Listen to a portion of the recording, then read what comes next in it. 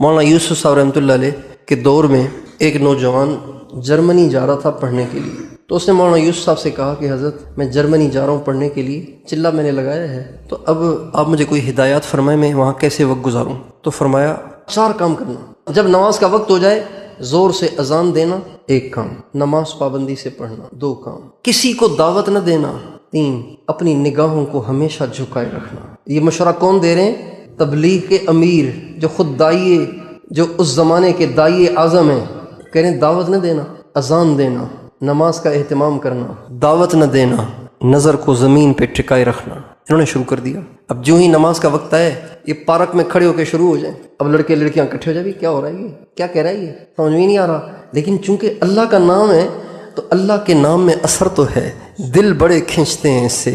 ہم تو چونکہ ہمارے تو گھر کی چیز ہے نا تو ہمیں محسوس نہیں ہوتا، ورنہ آپ باہر ملکوں میں جائیں جہاں کفر کے اڈے ہیں، جو کفر کے گڑھ ہیں، وہاں آپ دیکھیں کہ اذان کی کیا تاثیر ہے، اذان کی کیا تاثیر ہے۔ یہاں تو نماز کا وقت ہوتا ہے ہر طرف سے اذان ہے، ہر طرف سے اذان ہے، ہر طرف سے اذان ہے۔ ہم ایک ملک میں گئے تو وہاں مسلمان تھے 1%، 99% غیر مسلم تھے۔ یقین جانیے کہ ایک علاقے میں گئے، وہاں ہمیں جس مسجد میں ہم ٹھہرتے تھے اس مسجد میں تو اذان ہوتی ہی ہوتی تھی، لیکن آس پاس سے کبھی اذان سننے کا موقع ہی نہیں ملتا تھا۔ ایک علاقے میں ہم گئے تو وہاں پہ ہمیں دور سے اذان کی آواز سنائی دی، خدا کی قسم اتنی خوشی ہوئی کہ میں کیا بتاؤں آپ کو، اذان کی آواز آ رہی ہے بھائی، اللہ کا نام۔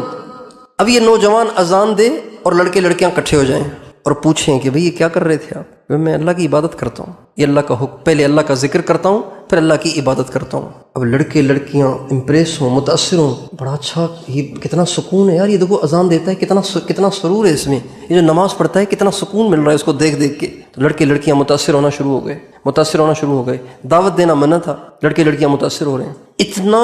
اتنا چرچا ہونے لگا یونیورسٹی میں کہ جو یونیورسٹی کے پرنسپل تھے ان کے پاس شکایت چلی گئی، بھئی یہ پتہ نہیں کون سا لڑکا ہے ہندوستان سے، لڑکے لڑکیاں اس کو دیکھتے ہی رہتے ہیں، بس اسی کی چرچے چل رہے ہیں۔ تو کہا کیا کرتا ہے؟ کہا پتہ نہیں زور سے بات کرتا ہے، پتہ نہیں آواز نکالتا ہے، پھر اس کے بعد پتہ نہیں کیا کرتا رہتا ہے، حرکتیں کرتا رہتا ہے، کہتا ہے میں عبادت کر رہا ہوں۔ کہا اچھا کسی کو اپنی بات کی طرف بلاتا تو نہیں؟ کہا نہیں بلاتا نہیں۔ کلندر ہرچ گوید دید گوید، اللہ والا جو بات کہتا ہے نا تو وہ سر کی آنکھوں سے کم دیکھتا ہے، وہ دل کی آنکھوں سے زیادہ دیکھتا ہے۔ کلندر ہرچ گوید دید گوید، کلندر جو بات کرتا ہے دیکھی دیکھی کرتا ہے، اس کی باتیں اٹکل نہیں ہوتے، اس کی باتیں اندازے نہیں ہوتے، وہ اللہ کی طرف سے الہام ہوتے ہیں جو اس کو کیے جاتے ہیں اور اس کو سمجھائے بتائے جاتے ہیں۔ بہرحال لیکن معاملہ بڑھتا ہی چلا گیا۔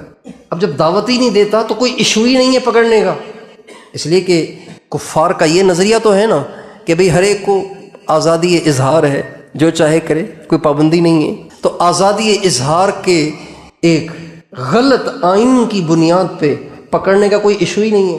چنانچہ اب جب جو یونیورسٹی کے وی سی تھے، وائس چانسلر تھے، جو پرنسپل تھے، انہوں نے دیکھا کہ معاملہ تو بڑھتا چلا جا رہا ہے، ہر طرف اسی کے چرچے ہیں، تو ایک لڑکی سے کہا، بہت خوبصورت لڑکی اس یونیورسٹی میں پڑھتی تھی، کہا کہ تم ایسے کرو، اس کو ذرا پھسلانے کی کوشش کرو۔ بہت اچھا، یہ تو بائیں ہاتھ کا کھیل ہے، کتنے ہم نے پھنسائے ایسے، یہ تو کوئی مسئلہ ہی نہیں ہے۔ چنانچہ اس لڑکی نے پہلے تو راستے میں کافی چھیڑ چھاڑ کی کوشش کی، لیکن مولانا یوسف صاحب نے فرمایا تھا نگاہوں کو زمین پہ جھکائے رکھنا، دیکھتا ہی نہیں تو دل بھی مائل نہیں ہوتا، دیکھ بھی نہیں رہا تو مائل بھی نہیں ہو رہا۔ ایک دن اس نے سوچا کہ اس میں نہیں آئے گا، اس کے لیے بڑا جال بچھانا پڑے گا۔ چنانچہ ایک دن رات کا وقت تھا، وہ اپنے روم میں سو رہا تھا، اللہ کی طرف سے آزمائش تھی کہ روم لاک بھی نہیں تھا، اور یہ ایک دم کمرے میں داخل ہوئی اور اپنے کپڑے اتار پھینکے اور بلب جلا دیا۔ نوجوان کی روشنی سے جو آنکھ کھلی تو ایک دم مولانا یوسف صاحب کی بات، گردن جھکائے رکھنی ہے، نظر نہیں اٹھانی، گردن جھکا لی۔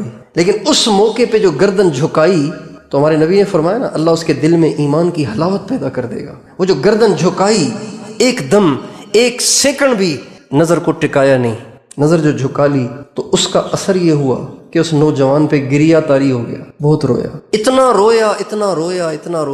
رویا کہ اس کے رونے کا اثر اس لڑکی پہ ہوا۔ اس لڑکی نے جلدی سے کپڑے پہنے اور کہنے لگی میں باہر جاتی ہوں، بس مجھے تو اپنے دین کا کلمہ پڑھا، میں باہر چلی جاتی ہوں، میں کچھ نہیں کہوں گی تجھے، بس پہلے مجھے اپنے دین میں داخل کر، پھر اس کے بعد میں واپس چلی جاتی ہوں۔ جب آدمی گناہوں سے بچتا ہے اللہ اس میں تاثیر پیدا کر دیتا ہے، جب آدمی گناہوں سے بچتا ہے اللہ تعالیٰ خیر اور شر، اچھے اور برے، حق اور باطل کی اس میں تمیز پیدا کر دیتا ہے۔ اس کو فراست بھی کہتے ہیں، اس کو کشف بھی کہتے ہیں۔